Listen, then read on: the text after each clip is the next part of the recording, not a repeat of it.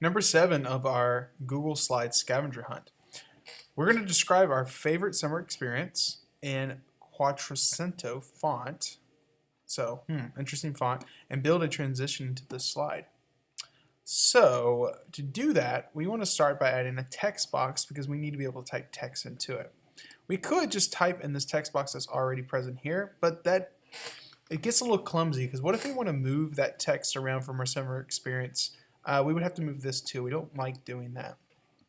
So by clicking the background, you'll see the little text box option here. We're going to include it here.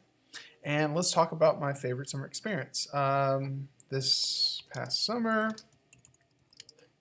my daughter was born. That's pretty cool. Yeah.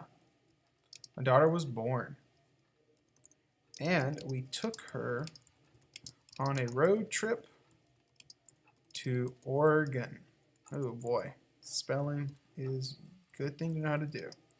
Okay, now this says it's 2 words. We can split it, or we can put a little hyphen there.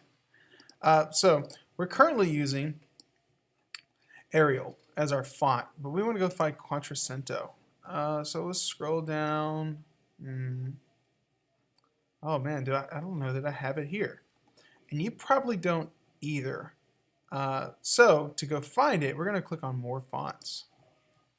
All the fonts available inside of Google Docs are able for you to select. So these are your fonts here. So if you like them, you can keep them there.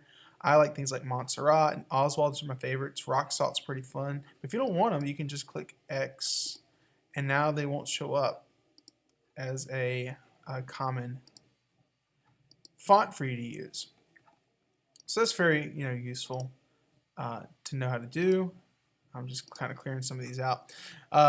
So let's go find the one we wanted to find earlier. So we were looking for oh, right there. As soon as we typed into Q, we got a couple here. We wanted Quattrocento. So we click on it. Now you'll notice it pulls up in my fonts and hit OK. So even though I selected it, it hasn't changed yet. So I highlight my text and go find that text that I just added, Quattrocento, and now it's changed. Nice. So we need to build a transition to this slide as well, so that when it moves from this slide to here, from number 6 to 7, we have a transition. So when I have nothing selected, when I have nothing selected, I click on the background, I hit transition right beside theme. Currently the slide has no transition, but I can make it dissolve in. I can change the speed of it here, and I can also apply it to all my slides. So I wouldn't do that right now because I only wanted this one, but if I hit play, I can kind of preview it, and now it kind of dissolves slowly into the next one. If I hit stop, I can speed it up and see how quickly it goes. Oh, super fast.